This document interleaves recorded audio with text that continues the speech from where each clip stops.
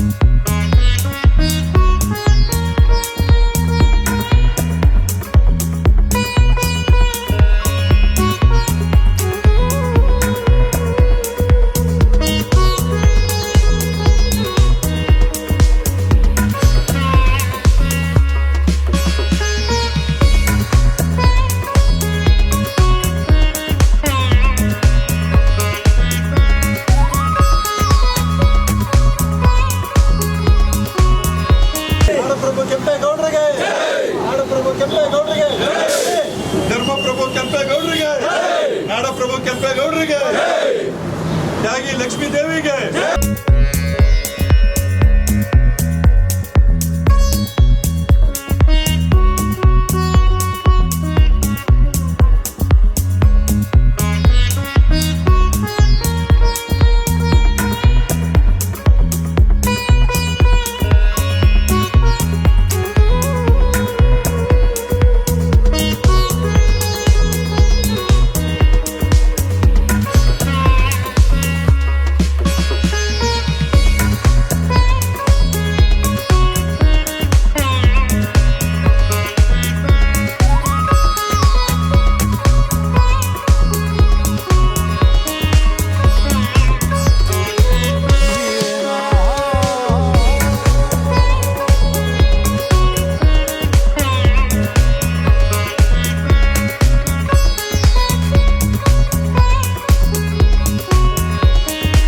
ರಾಜ್ಯ ಒಕ್ಕಲಿಗರ ಜಾಗೃತಿ ಸಂಘದ ವತಿಯಿಂದ ಮಾದಾಪಟ್ಟಣದ ಕೇಂದ್ರ ಕಚೇರಿಯಲ್ಲಿ ನಾಡಪ್ರಭು ಕೆಂಪೇಗೌಡರ 517ನೇ ಜಯಂತಿಯನ್ನು ಎಲ್ಲ ನಮ್ಮ ಸಂಘದ ಪದಾಧಿಕಾರಿಗಳು, ನಮ್ಮ ಕುಲಬಾಂಧವರು ಎಲ್ಲ ಸೇರಿ ಹೆಚ್ಚಿನ ಸಂಖ್ಯೆಯಲ್ಲಿ ಸೇರಿರ್ತಾರೆ. ಅವ್ರಿಗೆಲ್ಲ ನಾನು ಧನ್ಯವಾದಗಳು ಹೇಳ್ತಾ ಇದ್ದೀನಿ. ವಿಶೇಷವಾಗಿ ಇವತ್ತು ಕೆಂಪೇಗೌಡರನ್ನ ಒಂದು ಅದ್ಭುತವಾಗಿ ಮೊನ್ನೆ ಜಯಂತಿ ದಿವಸ ಜಾಸ್ತಿ ಬ್ಯುಸಿ ಇದ್ದಿದ್ದರಿಂದ ಎಲ್ಲ ಕಡೆ ಕಾರ್ಯಕ್ರಮಗಳಿರೋದ್ರಿಂದ ನಾವು ರಾಜ್ಯಾಧ್ಯಕ್ಷ ಅಂತ ಮುನ್ರಾಜಗೌಡರು ನಾವು ಎಲ್ಲ ಮಾತಾಡಿ ಸಪ್ರೇಟಾಗಿ ಒಂದು ದಿವಸ ಇಟ್ಕೊಳ್ಳೋಣ ಅಂತ ಇವತ್ತು ಇಟ್ಕೊಂಡು ವಿಜೃಂಭಣೆಯಿಂದ ಎಲ್ಲ ನಮ್ಮ ಕುಲಬಾಂಧವರು ಸ್ನೇಹಿತರು ಎಲ್ಲ ಸೇರಿಬಿಟ್ಟು ವಿಜೃಂಭಣೆ ಪೂಜೆ ಮಾಡ್ತಾಯಿದ್ದೀರಿ. ಪ್ರತಿಯೊಂದು ವರ್ಷವೂ ಪ್ರತಿಯೊಂದು ಊರಲ್ಲಿ ಪ್ರತಿಯೊಂದು ಆಫೀಸಲ್ಲಿನೂ ನಾಡಪ್ರಭು ಕೆಂಪೇಗೌಡರದು ಜಯಂತಿಯನ್ನು ಮಾಡಬೇಕು ಅಂತ ನಾನು ಎಲ್ಲ ಮನೆಯಲ್ಲೂ ಮಾಡಿದ್ರೂ ಅವ್ರನ್ನ ತಪ್ಪಾಗಲಾರ್ದು. ಇವತ್ತು ಬೆಂಗಳೂರು ನಿರ್ಮಾಪಕರು ಅವರೇ ಯಾವ ಮಟ್ಟಕ್ಕೆ ಹೋಗೈತೆ ಅಂತ ನಾವೆಲ್ಲ ಹೇಳೋದು ಬೇಡ. ಎಲ್ಲ ಪ್ರತಿಯೊಬ್ಬರು ಕಿವಿನಲ್ಲಿರಬೇಕದು, ಪ್ರತಿಯೊಬ್ಬರು ಮನೆಯಲ್ಲಿ ಮಾಡಬೇಕು ಅಂದ್ಬಿಟ್ಟು ನಾನು ಈ ಸಂದರ್ಭದಲ್ಲಿ ಹೇಳೋಕ್ಕೆ ಧರ್ಮಪ್ರಭು ಕೆಂಪೇಗೌಡರ 517ನೇ ಜಯಂತಿಯನ್ನು ನಮ್ಮ ರಾಜ್ಯ ಒಕ್ಕಲಿಗರ ಜಾಗೃತಿ ಸಂಘ ನಾಡಪ್ರಭು ಕೆಂಪೇಗೌಡ ಸೇವಾ ಟ್ರಸ್ಟ್ ವತಿಯಿಂದ ನಮ್ಮ ಮಾದಾಪಟ್ಟಣದ ಕೇಂದ್ರ ಕಚೇರಿಯಲ್ಲಿ ಆಯೋಜನೆ ಮಾಡಲಾಗಿದೆ. ನಮ್ಮ ಸಂಘದ ಎಲ್ಲ ಪದಾಧಿಕಾರಿಗಳು ಕೆಂಪೇಗೌಡ ಅಭಿಮಾನಿಗಳು ಸಹ ಎಲ್ಲ ಹೆಚ್ಚಿನ ಸಂಖ್ಯೆಯಲ್ಲಿ ಆಗಮಿಸಿದ್ದಾರೆ. ನಾವು ಕಳೆದ ತಿಂಗಳು ಮಾಡಬೇಕಾಗಿತ್ತು 27ನೇ ತಾರೀಕು, ಆದರೆ ಕಾರಣಾಂತರಗಳಿಂದ ಬೇರೆ ಕಾರ್ಯಕ್ರಮಗಳಿದ್ದರಿಂದ ಇವತ್ತು ನಿಗದಿ ಮಾಡಿದ್ವಿ. ಇವತ್ತು ನಾಡಪ್ರಭು ಕೆಂಪೇಗೌಡರು ನಮ್ಮ ಬೈರೇಗೌಡರು ಹೇಳ್ದಂಗೆ ಕೇವಲ ಒಂದು ವರ್ಗ, ಒಂದು ಜಾತಿಗೆ ಸೀಮಿತವಾದವರಲ್ಲ, ಇಡೀ ಸಮಾಜದ ಸೊತ್ತವರು. ಯಾಕೆಂದರೆ ಈ ಸಮಾಜಕ್ಕಾಗಿ ತ್ಯಾಗಿ ಲಕ್ಷ್ಮೀದೇವಿ ತನ್ನ ಪ್ರಾಣಾರ್ಪಣೆ ಮಾಡಿ ಬೆಂಗಳೂರು ಕೋಟೆಯನ್ನು ಕಟ್ಟಿದ್ರು. ಅದೇ ರೀತಿ ನಾಡಪ್ರಭು ಕೆಂಪೇಗೌಡರು 64 ಪೇಟೆಗಳು ಕಟ್ಟಿದ್ರು. ಆದರೆ ಒಕ್ಕಲಿಗರ ಪೇಟೆ ಅವರು ಯಾವತ್ತೂ ಕಟ್ಟಿಲ್ಲ. ಎಲ್ಲ ಸಮುದಾಯಗಳ ಕಸುಬುಗಳ ಆಧಾರದ ಮೇಲೆ 64 ಪೇಟೆ ಕಟ್ಟಿದ್ರು. ಆದರೆ ಒಕ್ಕಲಿಗರ ಪೇಟೆ ಕಟ್ಟಿಲ್ಲ. ಅವರು ಉದಾರತೆ, ಅದು ಒಕ್ಕಲಿಗರಲ್ಲಿರುವಂಥ ಅದೊಂದು ಗುಣ. ಎಲ್ಲ ಸಮುದಾಯಗಳಿಗೂ ಅನುಕೂಲವಾಗುವ ರೀತಿಯಲ್ಲಿ ಪೇಟೆಗಳನ್ನು ಕಟ್ಟಿ ಈ ಪ್ರಪಂಚದೇ ತಿರುಗಿ ನೋಡುವಂಥ ಏಕೈಕ ನಗರ ಯಾವುದಂದರೆ ಬಹಳ ಒಂದು ಅದ್ಭುತವಾದ ನಗರವನ್ನು ಕಟ್ಟಿದ್ರು. ಆ ನಗರವೇ ಬೆಂಗಳೂರು ನಿರ್ಮಾತೃ ನಾಡಪ್ರಭು ಕೆಂಪೇಗೌಡರು ಇಲ್ಲ ಅಂದರೆ ಇವತ್ತು ನಾವು ಜಗತ್ತಿನಲ್ಲಿ ಬೆಂಗಳೂರಿಗೆ ಯಾವುದೇ ರೀತಿ ಮಾನ್ಯತೆ ಇರ್ತಾ ಇರಲ್ಲ. ಅಂಥ ಸಂದರ್ಭದಲ್ಲಿ ಪ್ರತಿಯೊಬ್ಬರು ಮನೆಗಳಲ್ಲಿ ಪೂಜೆ ಮಾಡಬೇಕು. ಕೆಂಪೇಗೌಡರು ಕೇವಲ ಒಕ್ಕಲಿಗ ಸಮುದಾಯದಲ್ಲಿ ಹುಟ್ಟವರು ಅಂದ್ಬಿಟ್ಟು ಒಕ್ಕಲಿಗರಿಗೆ ಸೀಮಿತ ಮಾಡಬಾರ್ದು. ನಾಡಪ್ರಭು ಇರ್ಬೋದು, ಅದೇ ರೀತಿ ಗೌತಮ ಬುದ್ಧ ಇರ್ಬೋದು, ಬಸವಣ್ಣನಿರ್ಬೋದು, ಅಂಬೇಡ್ಕರ್, ಇವರೆಲ್ಲ ಸಮಾಜದ ಆಸ್ತಿ. ಎಲ್ಲರೂ ಸಹ ನಾಡಪ್ರಭು ಕೆಂಪೇಗೌಡರ ಜಯಂತಿಯನ್ನು ಮನೆಗಳಲ್ಲಿ ಇರ್ಬೋದು, ಸರ್ಕಾರಿ ಕಚೇರಿಗಳಲ್ಲಿ ಇರ್ಬೋದು, ಯಾವುದೇ ಆದೇಶ ಮಾಡೋದಲ್ಲ. ಇವತ್ತು ತ್ಯಾಗಿ ಲಕ್ಷ್ಮೀದೇವಿ ತುಂಬು ಗರ್ಭಿಣಿ ತನ್ನ ಪ್ರಾಣವನ್ನು ಅರ್ಪಿಸಿ ಬೆಂಗಳೂರು ಕೋಟೆ ಕಟ್ಟಿದ್ರು. ಅದೇ ರೀತಿ ನಾಡಪ್ರಭು ಕೆಂಪೇಗೌಡರು ಈ ಒಂದು 1000 ಕೆರೆಗಳ ಸರ್ದಾರ ಅಂತಲೇ ಕರೀತಾರೆ. ಸಾವಿರಾರು ಕೆರೆಗಳನ್ನು ನಿರ್ಮಿಸಿ ಭಾಳ ಸುಸರ್ಜಿತವಾದ ಒಂದು ನಗರವನ್ನು ಕಟ್ಟಿದ್ರು. ಇವತ್ತು ಇಡೀ ಪ್ರಪಂಚದಲ್ಲಿ ಎಲ್ಲೇ ಭೂಕಂಪ ಆಗಲಿ, ಎಲ್ಲೇ ನೆರೆ ಆಗಲಿ ಆಗುತ್ತೆ, ಆದರೆ ಬೆಂಗಳೂರಲ್ಲಿ ಯಾವುದೇ ರೀತಿಯ ತೊಂದರೆ ಇಲ್ಲ. ಇಡೀ ಜಗತ್ತಿನ ಜನ ಏಕೈಕ ಭಾಳ ಸುಶಿಕ್ಷಿತವಾದ ಮತ್ತು ಸುಭಿಕ್ಷಿತವಾದ ಜಾಗ ಅಂದರೆ ಬೆಂಗಳೂರು ಅಂತ ನಗರವನ್ನು ನಿರ್ಮಿಸಿದರು. ಅವರ ಋಣದಲ್ಲಿದ್ದೀವಿ. ಪ್ರತಿಯೊಬ್ಬರು ಮನೆಗಳಲ್ಲಿ ಮತ್ತು ಅವರ ಕಚೇರಿಗಳಲ್ಲಿ, ಸರ್ಕಾರಿ ಕಚೇರಿಗಳಲ್ಲಿ ಅವರು ಪೂಜೆ ಮಾಡಬೇಕು. ಯಾಕಂದರೆ ಇವತ್ತು ಕೆಲಸ ಮಾಡಿದವ್ರು ಮರೀತಾರೆ. ಆ ರೀತಿ ಆಗ್ತಾಯಿದೆ. ಕೆಂಪೇಗೌಡರ ಜಯಂತಿ ಸರ್ಕಾರ ಹೇಳೋದಲ್ಲ, ಜನಗಳ ಮನಸ್ಸಲ್ಲಿ ಉಳಿಬೇಕು. ಪ್ರತಿಯೊಬ್ಬರು ಬೆಂಗಳೂರು ಇರ್ಬೋದು, ಈ ಭಾಗದಲ್ಲಿ ಕರ್ನಾಟಕದ ಎಲ್ಲ ಭಾಗಗಳಲ್ಲೂ ಅಷ್ಟೇ ಕೆಂಪೇಗೌಡರ ಫೋಟೋವನ್ನು ಇಟ್ಟು ಪೂಜೆ ಮಾಡಬೇಕು. ಯಾಕಂದರೆ ಅವರ ಶ್ರಮ ಮತ್ತು ಅವರ ಶ್ರಮ ಹೆಚ್ಚಿನ ಸಂಖ್ಯೆ ಇದಿದೆ. ಅವತ್ತು ಬೆಂಗಳೂರಿನ ಕೋಟೆಗೆ ಒಬ್ಬ ಬಲಿ ಕೊಡಬೇಕು, ತುಂಬಿ ಗರ್ಭಿಣಿ ಅಂತ ಹೇಳಿದ ಸಂದರ್ಭದಲ್ಲಿ ಪ್ರಜೆಗಳನ್ನು ತನ್ನ ಸ್ವಂತ ಮಕ್ಕಳಂತೆ ತಿಳಿದಂಥ ದೇವೇಗೌಡರು, ನಮ್ಮ ಕೆಂಪೇಗೌಡರು ಯಾವುದೇ ಕಾರಣಕ್ಕೂ ಒಪ್ಪಲಿಲ್ಲ. ಅಂಥ ಸಂದರ್ಭದಲ್ಲಿ ತನ್ನ ಸ್ವಯಂಕೃತವಾಗಿ ಈ ಒಂದು ಪ್ರಾಣಾರ್ಪಣೆ ಮಾಡಿ ಈ ಒಂದು ನಾಡನ್ನು ಕಟ್ಟಿದರು.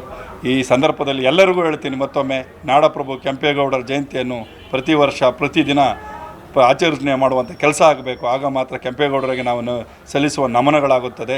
ಅದೇ ರೀತಿ ಅನೇಕ ಮಹನೀಯರು ಈ ಸಮುದಾಯದಲ್ಲಿ ಹುಟ್ಟಿ ಸಾಧನೆಗಳು ಮಾಡಿದ್ದಾರೆ. ಅದರಲ್ಲಿ ಕೆಂಪೇಗೌಡರು ಸಹ ಭಾಳ ಶ್ರೇಷ್ಠವಾದ ಅಂತ ಹೇಳ್ತಾ, ಇದೇ ಸಂದರ್ಭದಲ್ಲಿ ಪರಮಪೂಜ್ಯ ಬಾಲಗಂಗಾಧರನಾಥ ಸ್ವಾಮೀಜಿಗಳನ್ನು ಸ್ಮರಿಸುತ್ತಾ, ಅವರು ವಿದ್ಯೆ ಇರ್ಬೋದು, ಅನ್ನದಾನ ಇರ್ಬೋದು, ಅನೇಕ ಮಕ್ಕಳಿಗೆ ವಿದ್ಯಾಭ್ಯಾಸಕ್ಕೆ ಆಶ್ರಯ ನೀಡಿದಂಥ ಮಹಾನ್ ಪುರುಷರು.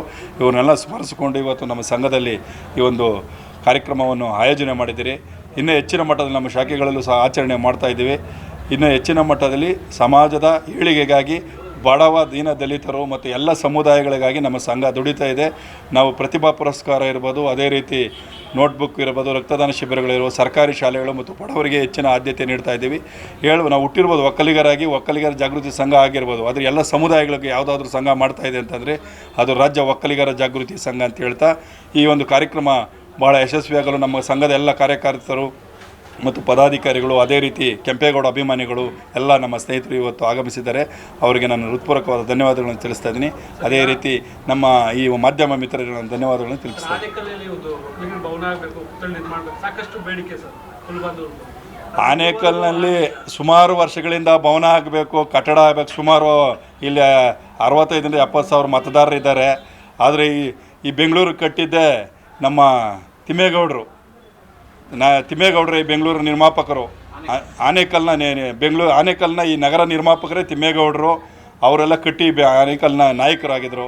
ಅಂಥ ಮಹಾನಾಯಕರು ಎಲ್ಲ ಕಟ್ಟಿದ ನಾಡಿನಲ್ಲಿ ಇವತ್ತು ಒಕ್ಕಲಿಗರಿಗಾಗಿ ಒಂದು ಭವನ ಕೊಟ್ರಿ, ಒಂದು ಜಾಗ ಕೊಡ್ರಿ ಅಂತ ಬೇಡುವ ಸ್ಥಿತಿ ಇಲ್ಲ. ಕೊಡಬೇಕು, ಯಾರೇ ಆಗಲಿ, ಯಾವುದೇ ಪಕ್ಷದವರಾಗಲಿ ಒಕ್ಕಲಿಗರಿಗಾಗಿ, ಒಕ್ಕಲಿಗರ ಭವನಕ್ಕಾಗಲಿ ಒಂದು ಅವಕಾಶ, ಜಾಗಗಳನ್ನು ಕೊಡಬೇಕು. ಯಾಕೆ ಕೇಳುವಂಥ ಸ್ಥಿತಿ ಇಲ್ಲ. ಯಾಕಂದರೆ ಇದು ಕೇಳಿ ಪಡೆಯುವಂಥದ್ದಲ್ಲ.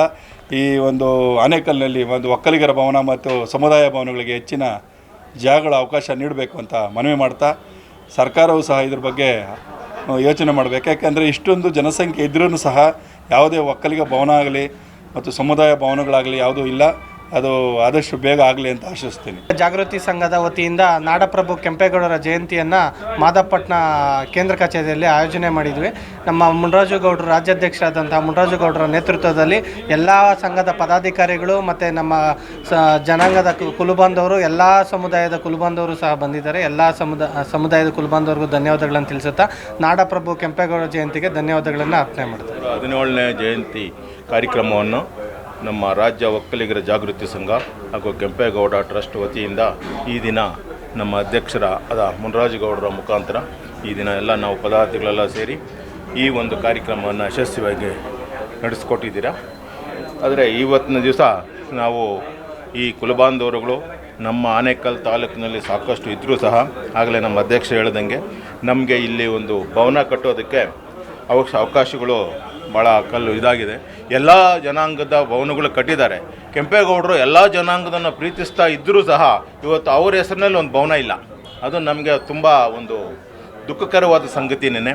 ಯಾರೇ ಆಗಿರಲಿ, ಇವತ್ತು ನಾವು ಒಂದು ಪಕ್ಷಭೇದ ಮರೆತು ಅವರ ಒಂದು ಬೆಂಗಳೂರು ನಿರ್ಮಾತರು ಆಗಿ ಏನವರು ಇವತ್ತು ಇಡೀ ನಮ್ಮ ಬೆಂಗಳೂರನ್ನ ಇಡೀ ಪ್ರಪಂಚವೇ ಕಣ್ಣೆತ್ತಿ ನೋಡೋವಂಥ ಒಂದು ಸ್ಥಿತಿಗೆ ತಂದಿರತಕ್ಕಂಥ ಈ ಕೆಂಪೇಗೌಡರ ಸ್ಮಾರಕ ಭವನ ಏನೇ ಆಗಿರಲಿ ಆನೇಕಲ್ಲು ಒಂದು ನಗರದಲ್ಲಿ ಈ ಒಂದು ಶಾಖೆ ಒಂದು ನಿರ್ಮಾಣ ಆಗಬೇಕು ಅಂತ ಒತ್ತಾಯಪೂರ್ವಕವಾಗಿ ಈ ಒಂದು ಜಯಂತಿ ಅಂಗವಾಗಿ ಎಲ್ಲ ನಮ್ಮ ಸರ್ಕಾರದ ಇವರು ಪದಾಧಿಕಾರಿಗಳನ್ನ ಒತ್ತಾಯ ಮಾಡ್ತಾರೆ. ಈ ದಿನ ನಾಡಪ್ರಭು ಕೆಂಪೇಗೌಡರ 517ನೇ ಜಯಂತ್ಯೋತ್ಸವವನ್ನು ನಮ್ಮ ರಾಜ್ಯ ಒಕ್ಕಲಿಗರ ಜಾಗೃತಿ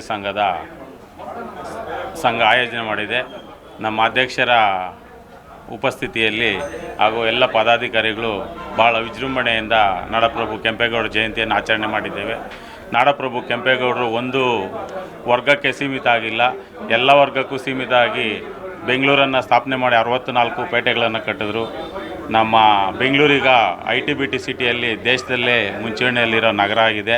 ಅದಕ್ಕೆ ಎಲ್ಲರೂ ಸಂತೋಷ ಬೀಳಬೇಕು.